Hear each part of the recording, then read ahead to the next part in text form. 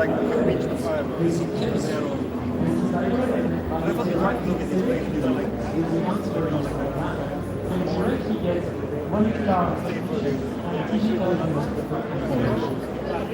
so for that, depending on the code we actually use, we can have a very wide spectrum analysis for molecules, DNA, protein, virus, and bacteria. Channel by channel, we synchronize and we can deliver on the same chip all this data accurately. Another important point is to deliver this data seriously. So for that, we use RFID as a tool to actually provide information for the energy. So we use the technology that has been developed for the banking industry, RFID, the smart card industry, and we can actually convert the same auto operation, the antenna and the chip, and then get it done and we can sell it for $10 ringers. So we have different use cases. Veterinary use first in regulated markets. We make water quality detection of pollutants such as PFAS traces in water. And of course, human health, we have a smart bandage for the detection of wood healing. The business model is delivering the data directly, controlling it, or sensing as a service. We have for that a team of experts, worldwide researchers, nanotechnology, electronic engineers, material science, and AI training. Did you meet all of them together? Foundation Physics Institute يعتبر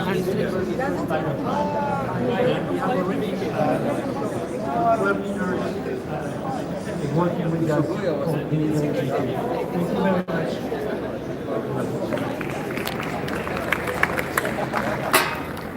Thank you, Xpanse. Thank you.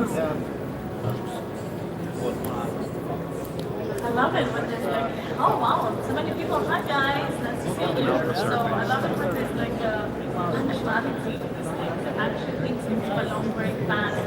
People know the difference between longer pace, just like you need to basically manage it also. It's important, right? We know that presenters know that the audience part of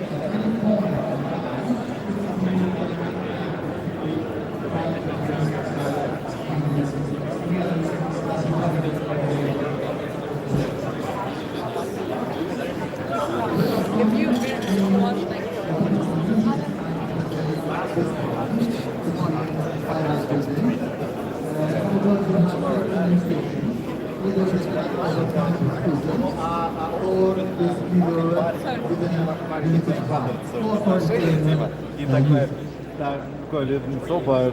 So what we are using is an in-grower from external market. It's a patented technology and it's meant for climbing high-rise buildings using suction technology. And using it for both painting and even inspection for the high-rise. So it's affordable, economical, scalable, and earlier in the presentation program, the robot student painting job. Finishing the movie is ready for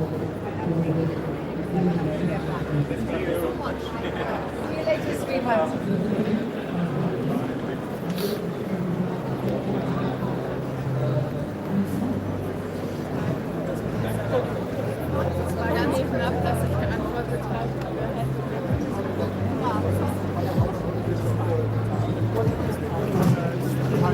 Ja.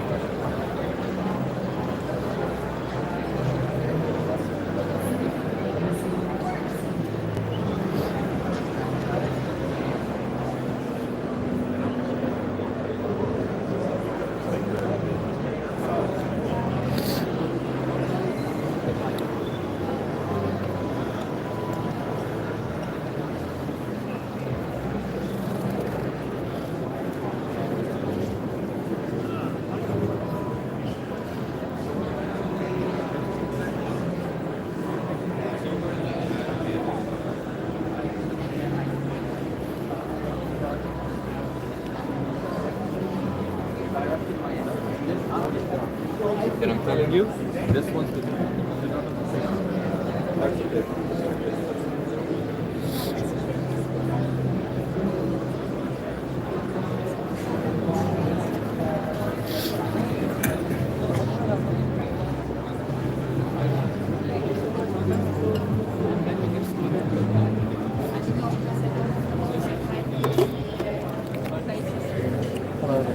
The other side, please.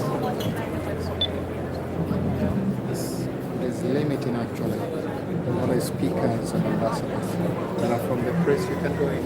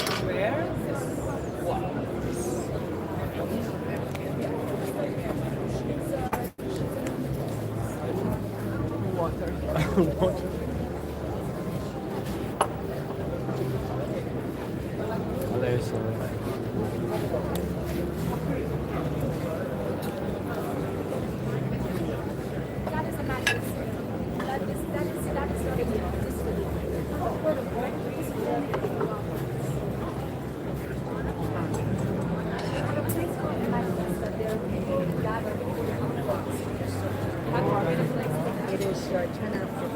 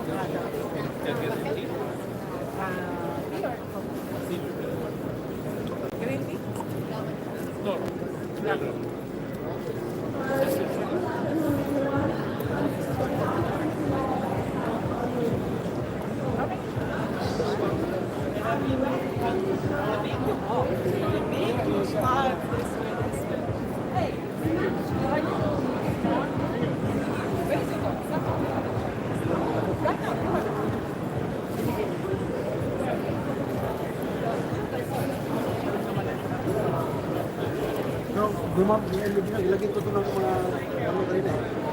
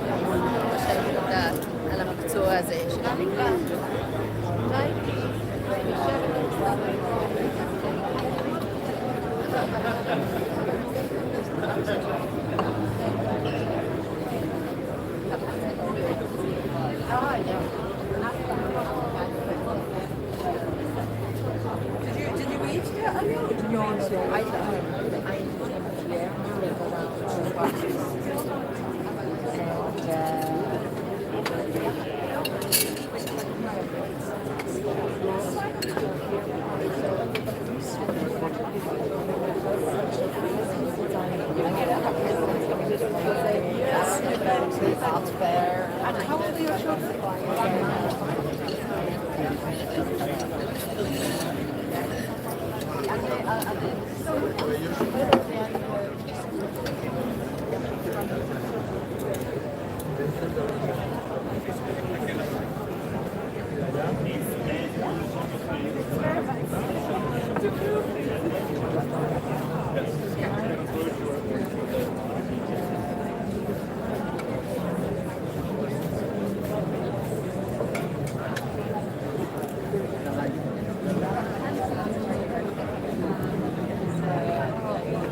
is she doing there? That's for you. Thank you so much.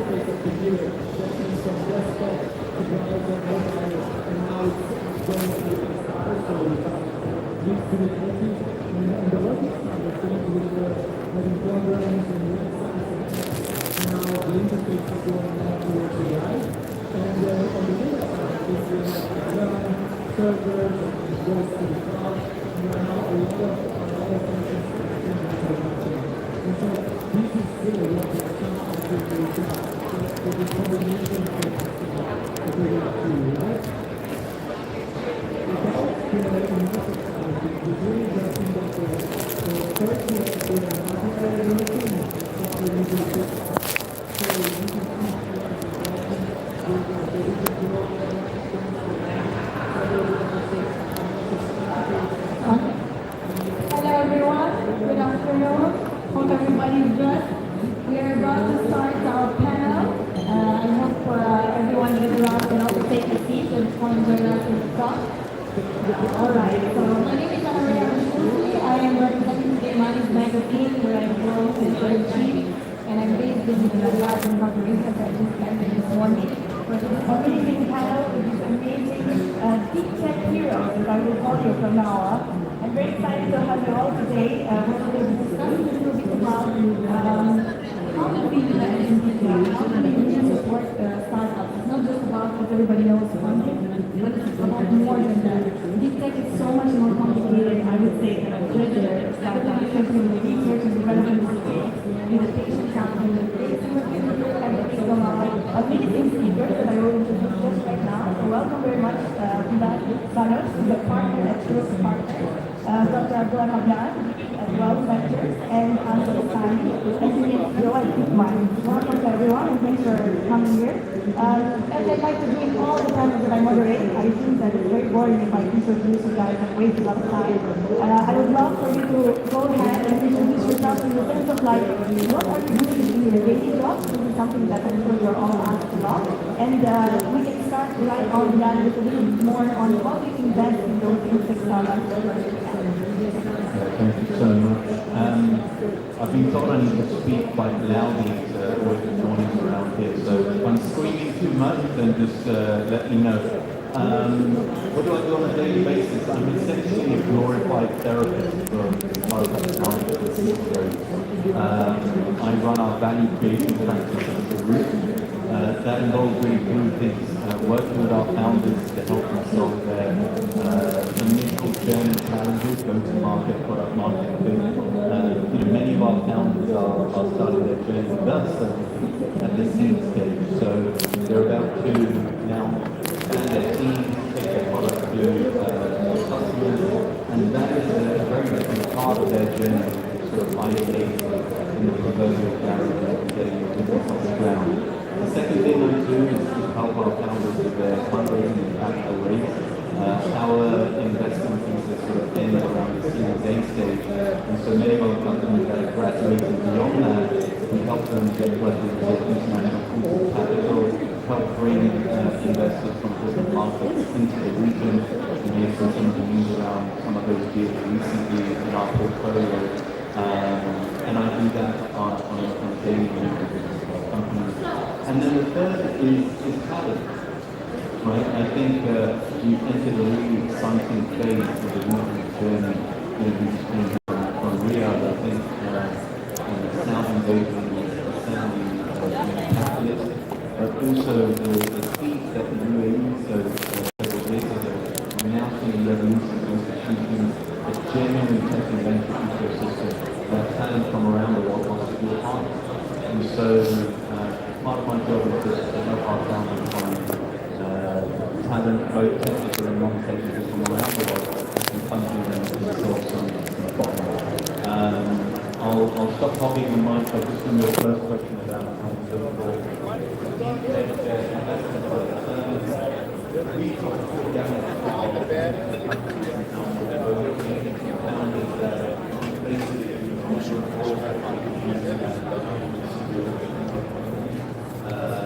non-technical background coming from developing market where there hasn't been much training from top engineering schools, all the way to PhDs in astrophysics from Harvard. So finding a deep tech hero really is sort of given away by the name. It's like finding a hero in anything, right? There's a playbook for it, but often you have to keep your eye on the innovative business models and the ability of the founders to execute. Just like oftentimes the CEO or principal or chairman of many educational institutions in the US does not come from an academic or educational background. You don't necessarily need to come from a business background in companies. So we like to keep ourselves open to both. What's important for us is to maintain a network of people exposed to part of our bench strength, diligence, these business models correctly, and also the full array of people that The other side of it, maybe there's some atmospheric physics going on. Thank you so much for that. And as you were mentioning a network of experts, so I want to come to you, Dr. Abdullah, because you were an expert and entrepreneur, then you became a VC, you are totally into AI, so we'd love to learn a little bit more about what you're doing right now in AI, and I'm sure everybody wants to know about that as well. And also a little bit more on looking at these deep tech companies that maybe they are not being commercialized immediately, right? So how do you look at that? Because some of these deep tech companies, right, maybe in many years this could be interesting, but right now, how do you assess this is a company that you with your fund wants to invest in? Thank you for the question. I mean, yeah, it's maybe to share very quickly about my journey. Like, I'm a serial tech entrepreneur turned investor. So throughout my career, I built a number of companies specializing in AI and machine learning. Some were successful, a lot were miserable failures, but I think I learned more from the failures than I did from the successes. I also keep, quite active when it comes to academia, so I still lecture and research topics ranging from machine intelligence to principles of algorithmic trading, mainly to keep my mind active, but it's also a HR hack because my company never had a HR department and they do advise a number of institutions on what is related to digital innovation and technology adoption. I've been blessed because I've had more than one exit under my belt. The last being in 2021 when I exited my company, AI, to a NASDAQ company. And then my wife came and said, Abdullah, please don't build another tech company. We're done, let's go and live in the mountains. Yeah. She's half Scottish, so she wanted to go back to nature. So to circumvent her ban, I said maybe perhaps after this long journey having built companies and understood a bit the entrepreneur side of things, to circumvent the ban, maybe I should be investing in tech companies and tech entrepreneurs and people who are trying to solve problems the same way I've been doing it for the past 12, 13 years. And I started off as an angel investor. I fell in love with investing for two reasons. The first is I'm a very technical person, so if I have to roll up my sleeves and literally code with some of these companies I invested in, I would do it. I would guide and mentor and coach the founders because I'm very empathetic to the journey. I've had the ups and the downs, you know, the greens and the reds, so I can really see it from an entrepreneur's perspective rather than just an investor perspective. Second reason why I fell in love with investing is that it suddenly hit me when it's your company. It's like your baby. You go to bed thinking about it, you wake up thinking about it. When you're the investor, you're like the cool uncle. You play with the baby, and as soon as it starts crying, you give it back to the mom or dad, say, this is your problem, and you deal with it. So for that reason, after like you know, quite good investments initially, I said I would love to take my proposition to the next level and set up a proper VC structure. There's no place I think at the moment out there to do something like this than the capital of fact itself. This is why I said that I want to work with Abu Dhabi. Focusing predominantly on artificial intelligence, not because it's the trend at the moment. I finished my PhD in artificial intelligence in 2010. Back then, when I meet someone and say, "Hi, I have a PhD in AI," it used to be the end of the conversation. Now, it's because of the right investing that I do.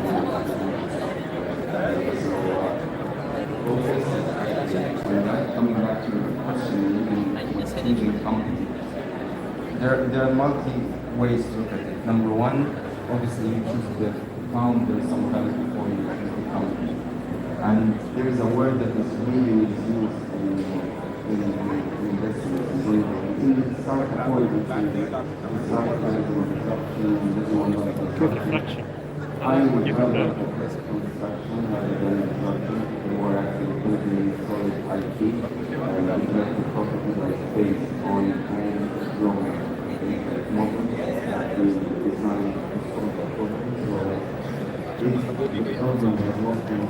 And you are constructing something to solve it, then that makes it quite interesting for you. Even if you are in early stage, that's when you could identify what this is for. Obviously, you know this very well. You know what you can predict the future. So when you have something to foresight, it looks like reading the market, realizing also helps like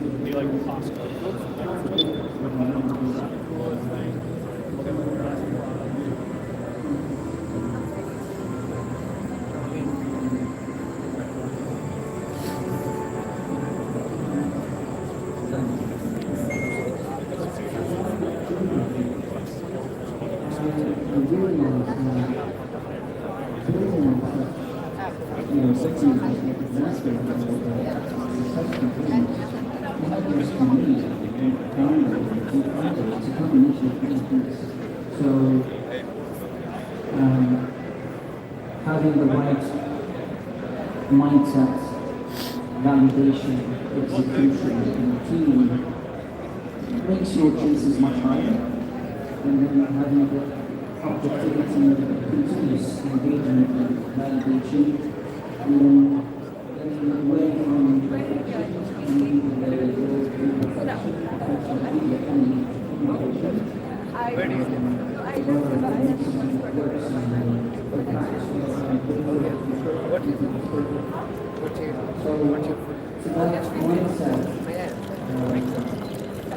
we might have that needs impact will get partners, some of them are here, and we came up together and built up a few clients, and we specialize in deep tech venture building. The model is we find neutral heroes, good heroes, and we look at the human side of them, first of all, because without deep thinking and deep purpose, you cannot build something really. Technology is not just a complex technology. When you think in complex technology, it has no purpose, it has no meaning. So we start with those people first, vetting those people, getting and sharing with them. Then we go through the validation, and here the validation, we take it very seriously. We take it internally and externally until we feel the purpose. And then we go to the execution, and here the founders that we partner with, we want them to be the inspiring source, not the machine that does everything. And the founders usually they are consumed because they do everything. They do the cleaning, they do the making, the breaking, the painting, they everything. And that dilutes the power. So we build up a machine that does the power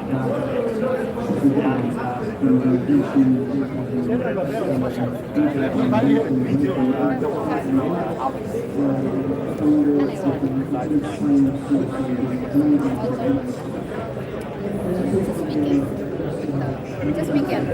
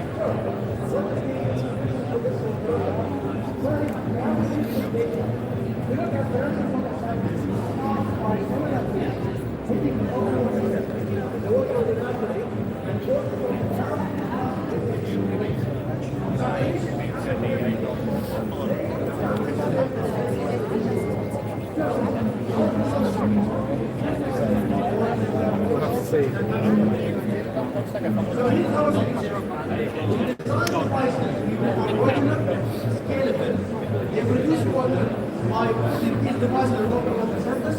The water evaporates throughout the device and condenses naturally when the temperature goes down at night.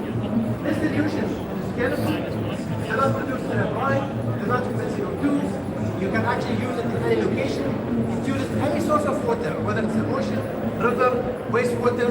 It can also purify water, even if you have nanoplastics, heavy metals, etc.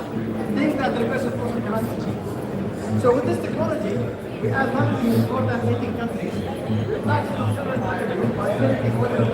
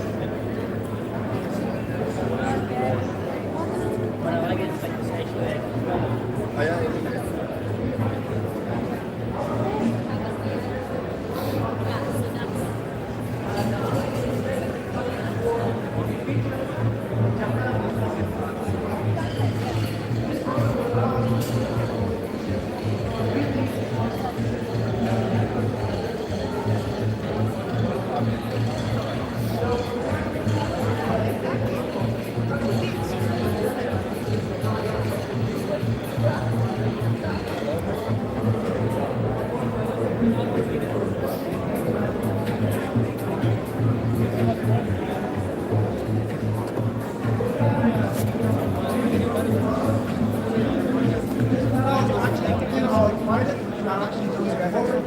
only to allow us to scale the production of our units, but to allow us to further do R&D to increase the production of water through our units.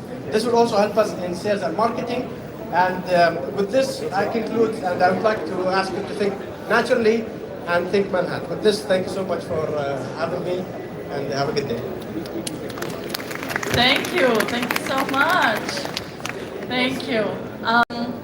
It's great to see like how we can actually like make more sustainable water. I mean, it's fascinating how we actually need it more and more.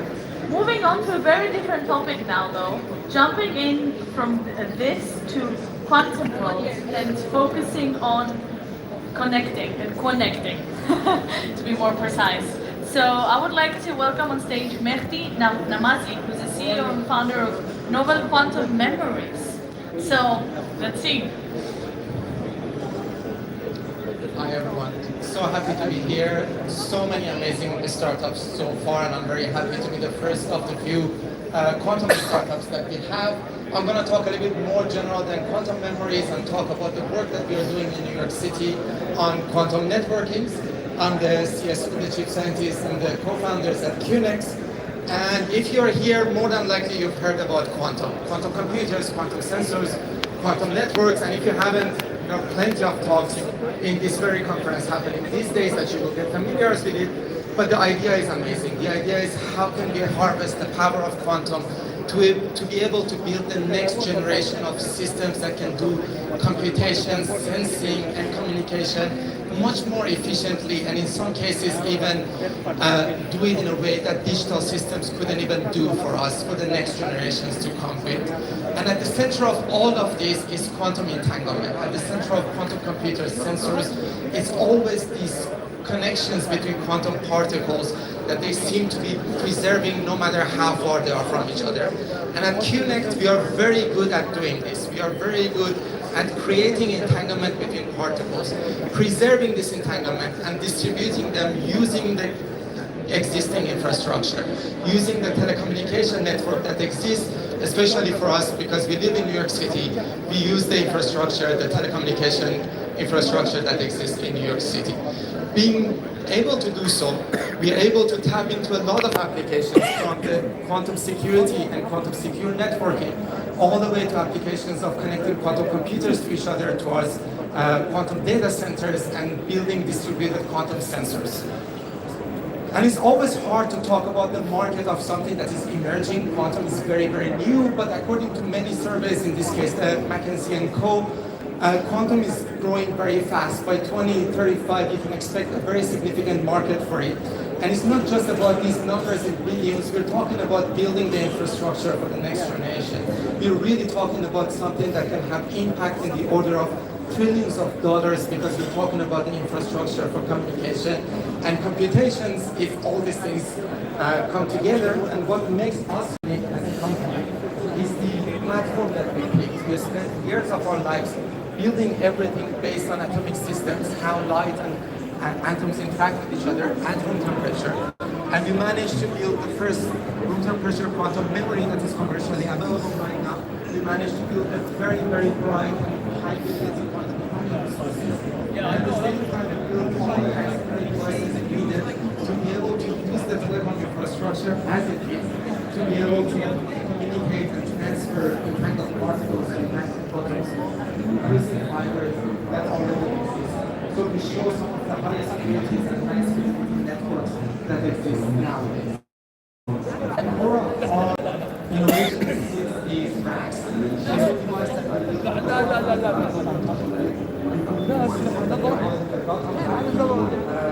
CEO of Wiser is also the CEO of Financial. Was hired from class, he's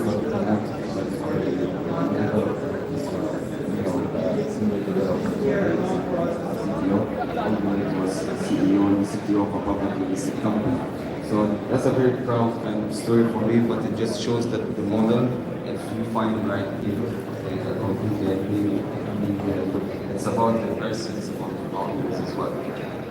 Personally speaking, and this is maybe the nerdy side, after the research, like I published my book, artificial wisdom, the new path for AI, mainly because I was giving a speech at the House of Commons recently in the UK.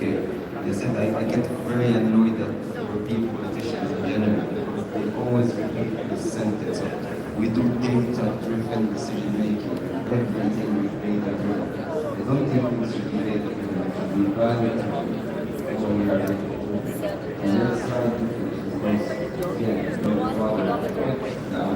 It doesn't mean that you bring them up and show them you can teach them literally everything, feed them every single piece of the business, and finally to share for them, you can tell them who they should play with, who they shouldn't play with, it's still the right value. And that's why when we teach AI, when we teach machine, you can machine learn the part of it. We have to respect the ladder, because the ladder is process. We start with the data, we process data, we come to information. Information can evolve into knowledge, the knowledge we have. Knowledge, when applied, becomes understanding of the problem we make, and understanding. That's the next generation World Wide Web.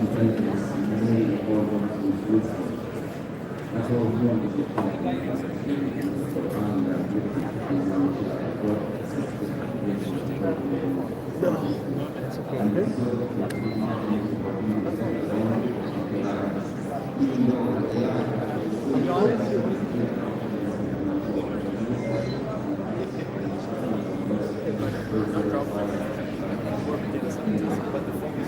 This is like a SAR which he has already done, or he's about to go?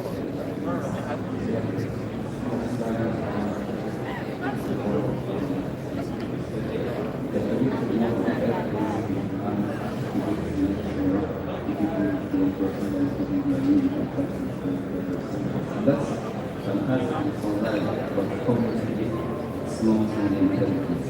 Coming back to wisdom and the difference between and knowledge, because knowledge is knowing the difference between something that's true or something that's false. Wisdom is knowing something that is right or something that is wrong.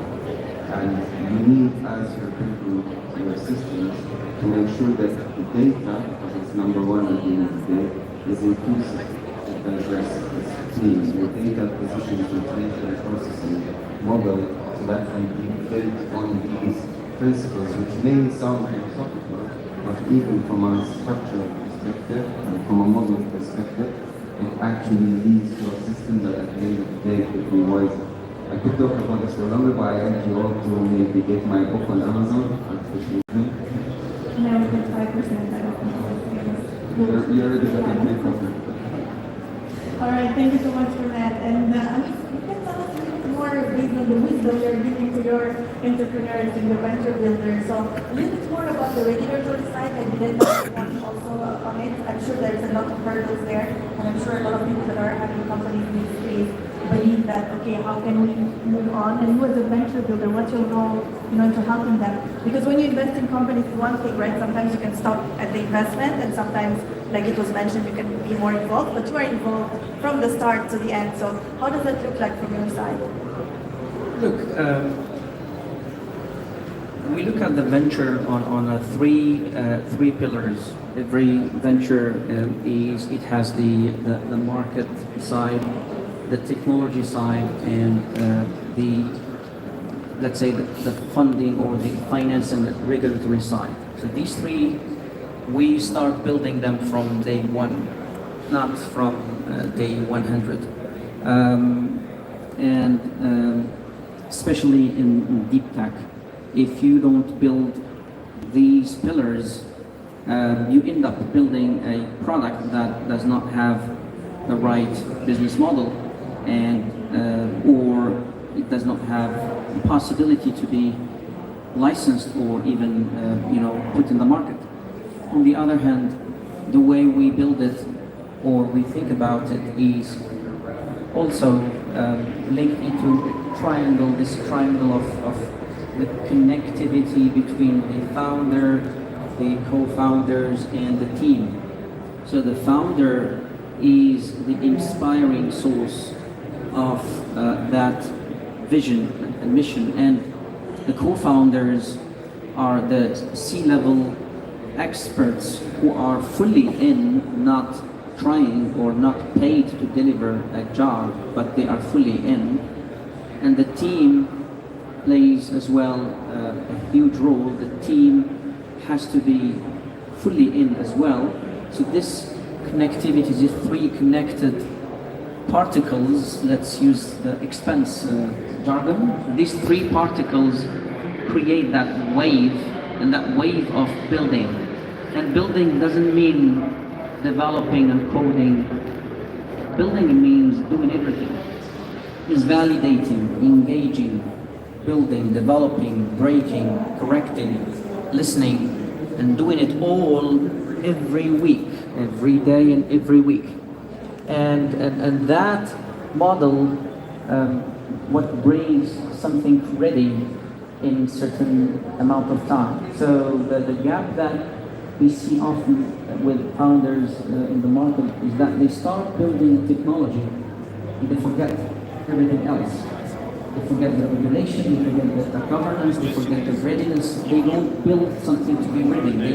They build something to show the limits.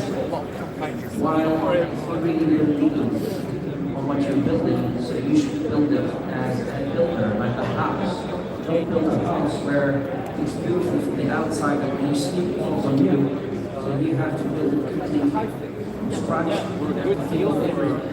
and to build that house, that kind of house, definitely you cannot just bring one builder. So it's a bunch of all builders. They know the architect, the painter, the guy who works with the wood, everybody doing his job. But all of them, they know that we're going to build a beautiful house and we're going to live in it.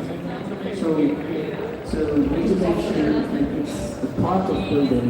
It's not only one, and the reputation is something difficult compared to the, let's say, regular startups. Think about it as a simple comparison.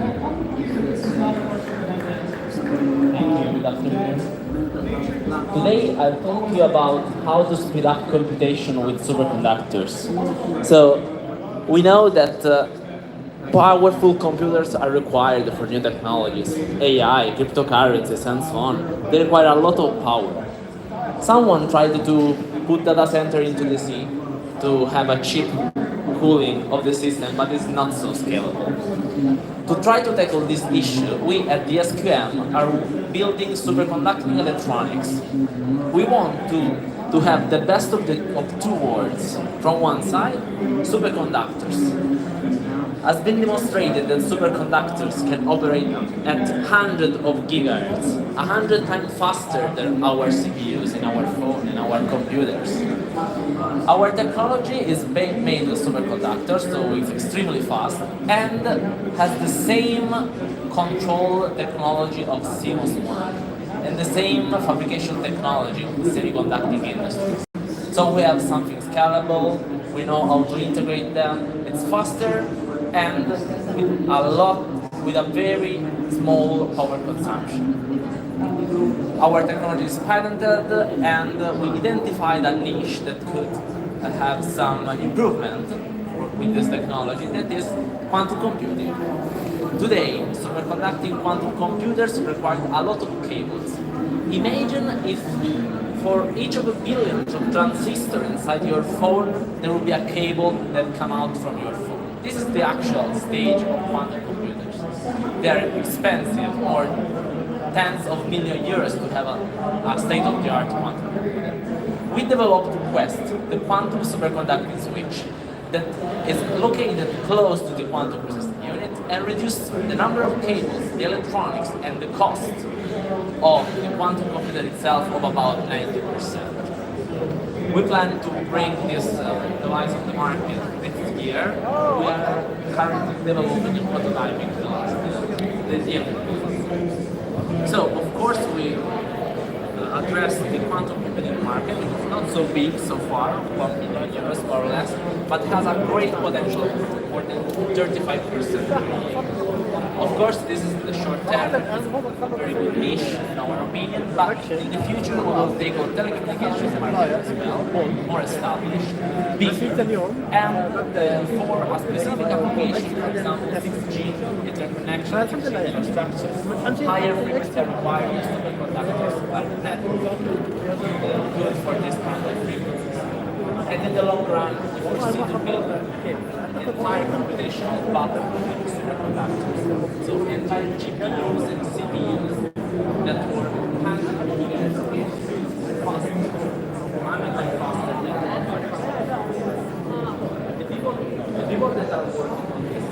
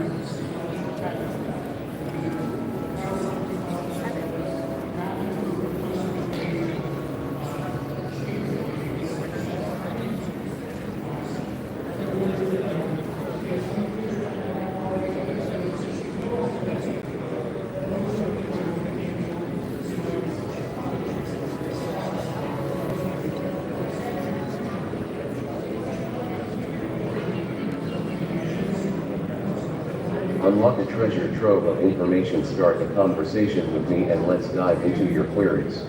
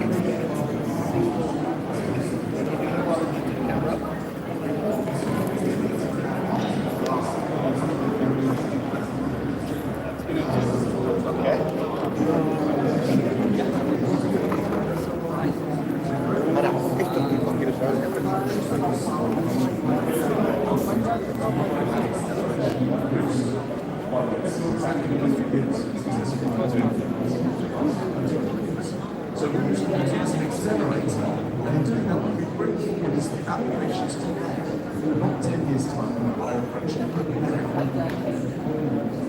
So what are the use cases for this hybrid model of compute that are possible today?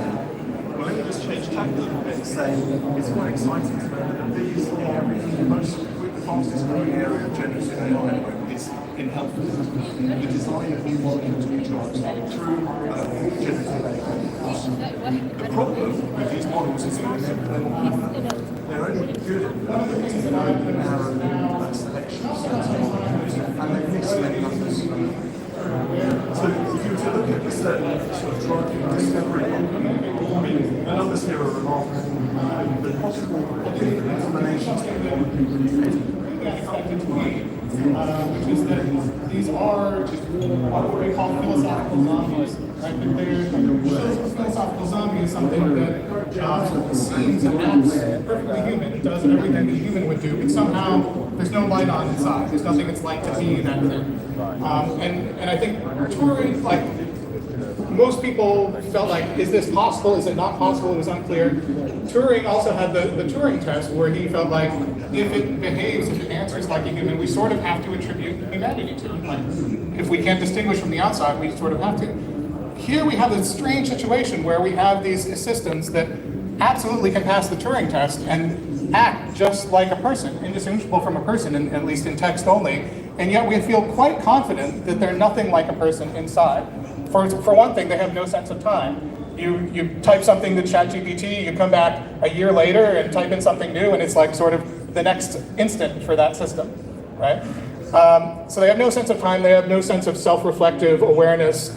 They have some level of self-awareness, but there are all kinds of complicated aspects. But to be able to interact with the system that acts and thinks in some sense very much like a human, but is utterly, utterly different internally, I think it's just a fascinating thing. I mean, it's scary and weird, but really fascinating.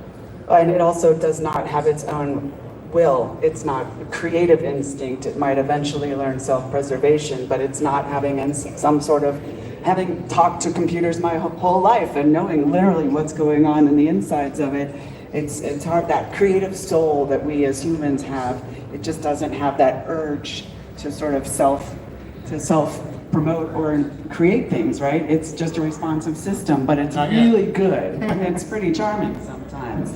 Yeah. So AI, time, these are big questions. Why is it important for us to ask these and to study these? Well, I think that the big questions are, we stumble into the reasons that we have to know the answers to the big questions, or at least address the big questions. So I think with AI, we can talk about physics in a minute, but with AI, there have been these questions that have been lingering around forever, like what is consciousness, what is mind, what is intelligence, what is free will, what is agency? These are things that we could talk about in some sense before, but we only had sort of one example, which was us. And we had a little bit of an example in animals and things, but you couldn't really talk to them. So on one hand, AI is giving us an amazing new tool to talk about these foundational questions. At the same time, AI is sort of demanding of us that we have a way of thinking about these foundational questions. We're going to be building AI systems that are going to tell us that they are conscious and aware. And we are not going to know whether we can believe them or not. And what do we do with that?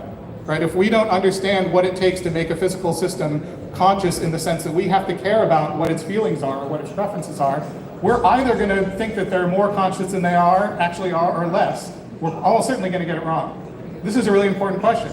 Similarly, we have a debate right now as to, how is AI really reasoning? Is it really deciding? Is it really intelligent? What do we mean by this? Like, there's a sense, people have a sense of what is really intelligence by, what humans are doing. Meanwhile, AI systems are solving physics problems as well as a physics grad student, so they're very smart in some sense. So there's this huge debate that is going on that I think will have dramatic import in how we manage this development of AI, which we're quite uninformed about because we haven't really addressed those fundamental questions early enough. We sort of missed the boat in really thinking through some of those core issues before AI actually came. So I think we're a little bit behind time. Not only that, I think we can still do some foundational market for quantum computer company is expecting revenue. We're expecting market size to reach millions of dollars in the future. And many investments in responsive business, such as AI, pharmaceutical, and even with this integration. This feels like an impoverished life, and I don't want us civilization to go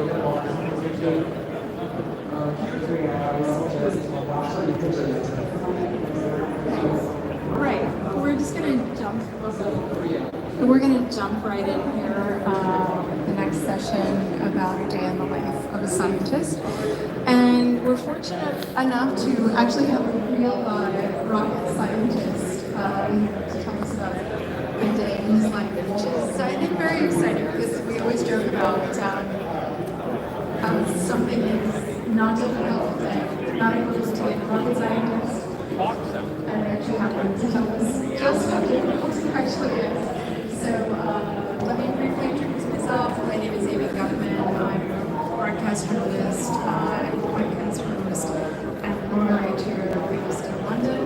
I cover current affairs and entrepreneurship and startups and conference entrepreneurship and geopolitics around the world, with a particular focus on emerging markets. And I'd like to introduce Dr. Thank you so much. Thank you all for joining us. Just before introducing myself, actually we couldn't have chosen such a good place called Fireside for a rocket talk. So that's amazing venue. Actually yesterday during the reception and today I met there with the brilliant minds. And that's why I want to ask you some questions that inspire us during the journey to the space, and we will let you think during the session, and we will ask your comments. So for me, actually, journey to the